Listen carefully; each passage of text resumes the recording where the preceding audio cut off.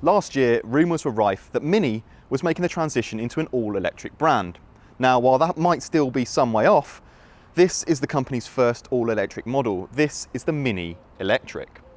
It's got a 32.5 kilowatt hour battery, which is good for a WLTP rated range of around 140 miles.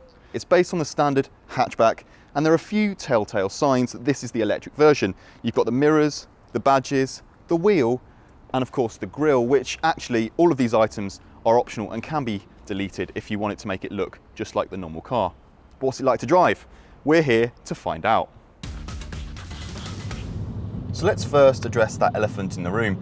140 miles of range doesn't sound like all that much, but this is a car designed for people who live in cities, people who live in towns, and for that reason alone, if your commute is maybe 5 or 10 miles each way, you could feasibly do a 5-day working week without having to top up the batteries even once.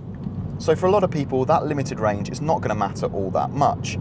To make things a little bit better, you've got different drive modes. So we're currently in sport, despite the fact that we're barely moving and just driving through town. And it's showing 62 miles of range, having driven around for a little while. You flick this through to green mode, and that jumps up to 70, through to green plus, which actually turns off the air conditioning, and you end up with 75 miles.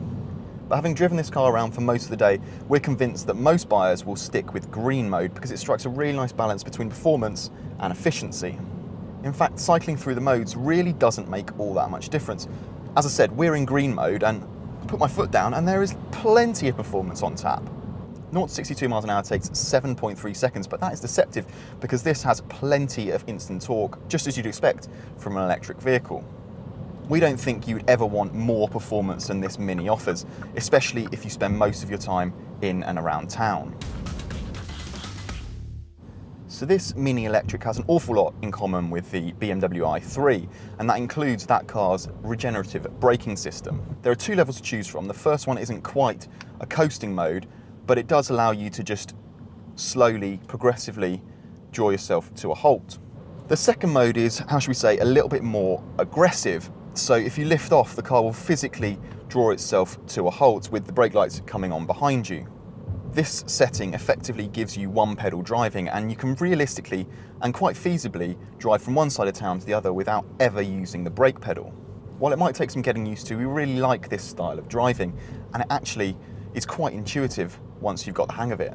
However, on the few corners that we have found, this car does feel a little bit softer than perhaps a Cooper S or a John Cooper Works model, but it's still got that perfectly balanced handling that every Mini should. The steering is sharp and the body control is excellent, and we really don't think that in a car like this you'd ever really wish for anything more. The ride is still quite firm, however. You do notice it fidgeting a little bit over rough surfaces, but it's never brittle, it never shakes through the cabin and really sends shocks down your spine. It's a trade-off you'll have to be prepared to make if you want this car's fun handling. Now, with just 140 miles of range, it's not likely that you're going to be doing long motorway journeys in this car, but if you ever had the need to, it's actually quite accomplished. It'll happily sit at 70 miles an hour with little in the way of wind or road noise. And even at those speeds, despite the fact that its top speed is just 93 miles an hour, there's plenty of punch. On the surface, the Mini Electric's charge times appear quite quick. However, that's partly due to the small battery, which inevitably doesn't take much time to top up from empty. Mini says an 80% charge on the faster 50 kilowatt chargers will take just 35 minutes, while topping up from empty will take around an hour and a half. Slower charging from 0 to 80% via a 7 kilowatt wall box takes just over 3 hours. The relatively modest 140 mile range is probably closer to 120 in real world motoring, or even 100 in colder weather. The latest Renault Zoe will do more than 200 miles even in the bleak midwinter. Now let's talk about some of the changes in the cabin. Much like the exterior, the interior just has subtle flashes here and there to remind you that this is the electric version of the Mini, not the petrol version. There's some unique yellow trim on the gear lever and the start-stop button, and there's some trim on the dash and the seats, but on the whole, it's pretty much exactly what you'd find in the normal car. But the biggest difference in here is this digital instrument cluster.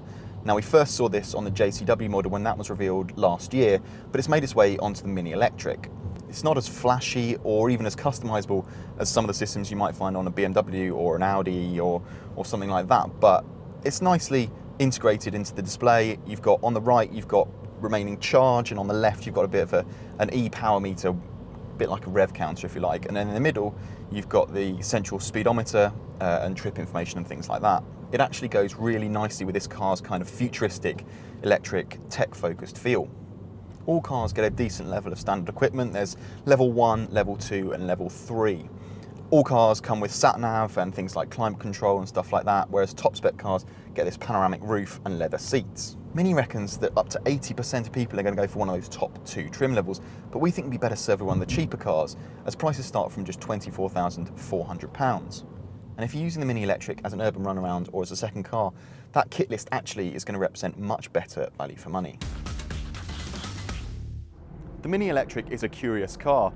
For some, the fact it looks just like the standard car but with some different badges and some different wheels will be just the ticket.